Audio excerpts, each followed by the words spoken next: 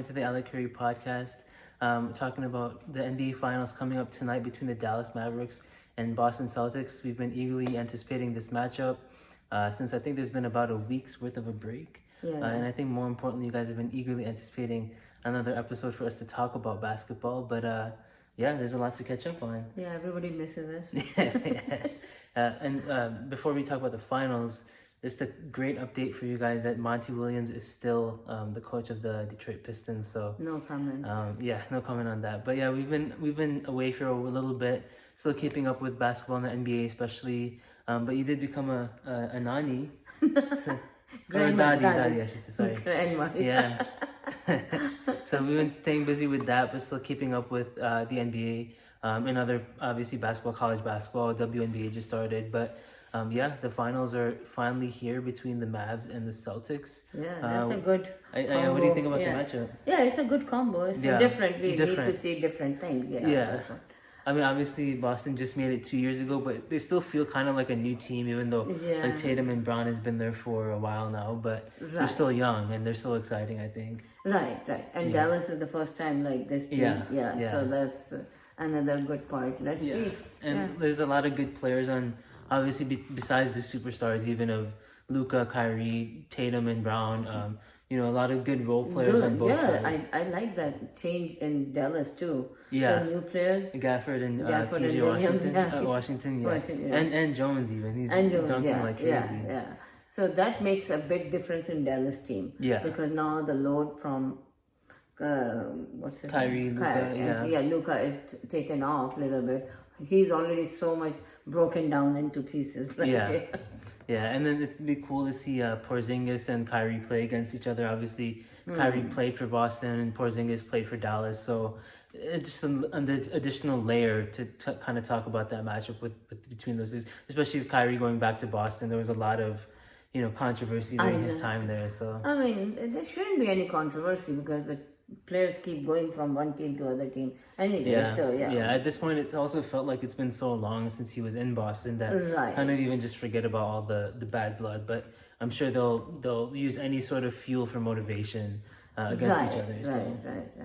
It will be interesting. Do you have any predictions? I think Dallas will. Because Boston is good, but they choke.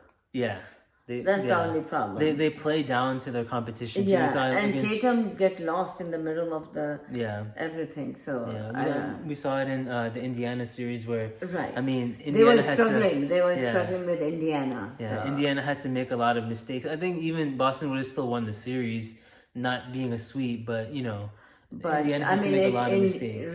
Indiana makes so many mistakes, and then the main player got injured in the final sixth game, and then so that makes a difference. Even then, they were struggling. And another big thing for the finals for Boston is obviously Porzingis will be back finally. He hasn't played since the first round. I know you're not the biggest fan of Porzingis. But he's a good player. He's good.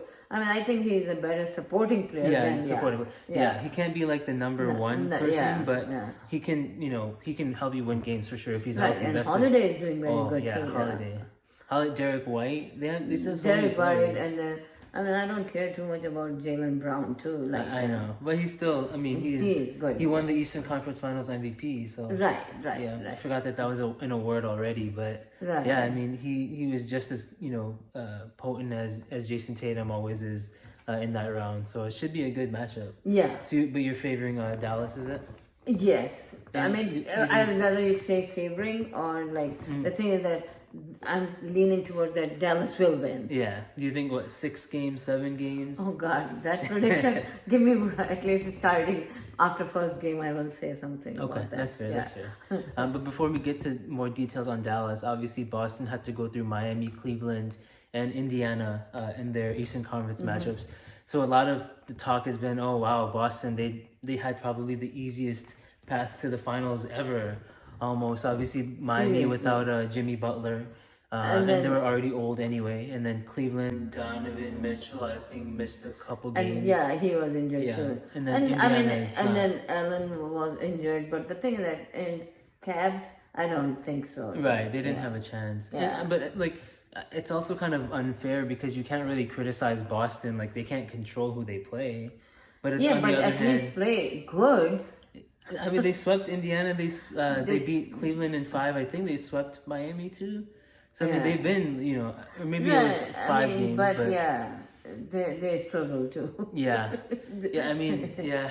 And then the other thing is like now they've had a week off because they swept Indiana, and they haven't really played. A true like elite team. Is there any sort of like potential for like, they haven't been tested, so they're maybe going to be caught off guard? You think, especially with Luka and Kyrie having such great momentum? Yeah, they are. Like that's why I'm saying that they're leaning towards Dallas more than Boston because they have such a good momentum, and then their support players are so good right now. Yeah. And that's the other thing. It's like your support players can make or break you, and all it takes is just one good series or one bad series. Your stars can show up, but it might just be a support player here and there to kind of just shift the balance. Right. So, yeah.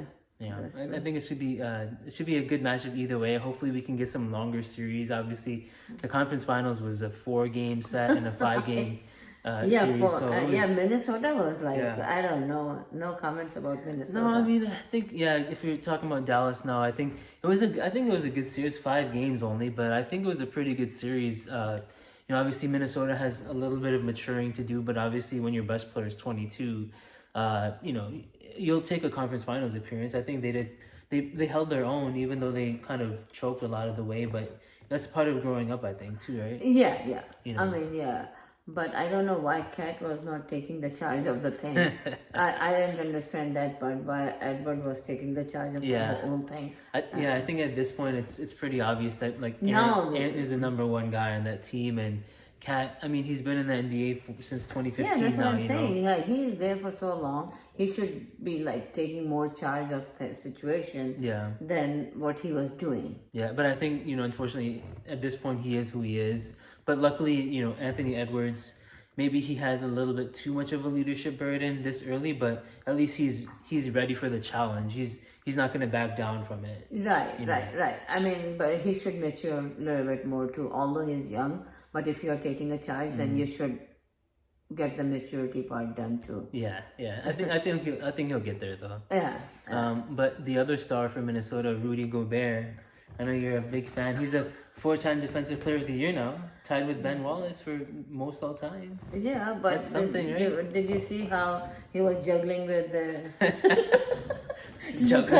I mean, so that's the thing. It's like, is it Gobert's fault? Because like you can't expect him to guard. No one can guard Luka, let alone a guy that's like 7-8 inches taller than him, right? Like, Is it you can't? Can you criticize Rudy Gobert, or can we criticize coaching for him being in the game in the first place? Or right. I think I will at that point I will criticize the coach. Yeah. Because everybody knows that he cannot guard Luka at that point. So they should took him out at that point and then put someone else over there. Yeah, and unfortunately their coach also had an injury of his own. So by Conley. Conley, yeah. At this point, they might just force Conley into retirement. He's already old enough as it is, but yeah, that was funny. I mean, I have no comments about that. It should be interesting. It's too bad. Like he's getting up there in age now. He's I think 36, 37. Yeah, Conley, but still he's so strong that he can break people. Coaches, yeah. Well, it would have been nice to see him get a ring, but then that's the nice thing with these finals is that someone new is going to get a championship regardless, whether it's Luka, Kyrie already has one, but we were talking that day that for last 6 years, every year some new teams are coming in the finals and winning. So I think it's the first time in decades that it's been 6 years without a repeat champion. Yeah, I mean we are saying that Minnesota. I was saying actually that Minnesota didn't do that good, but if you see, they beat the champions. It was such a weird series. Like I know, going up 2-0. You were saying even you noticed like how their defense was like. Their defense was so good, but later on, what happened to their defense? I mean, you have 3-time MVP Jokic. He can figure it out. He's good enough to figure it out on his own. Jamal Murray kind of woke up a little bit too. But I mean, the way that they played in Game 7, they were like down by 20 points, and somehow they sucked the life out of that building too, which is crazy.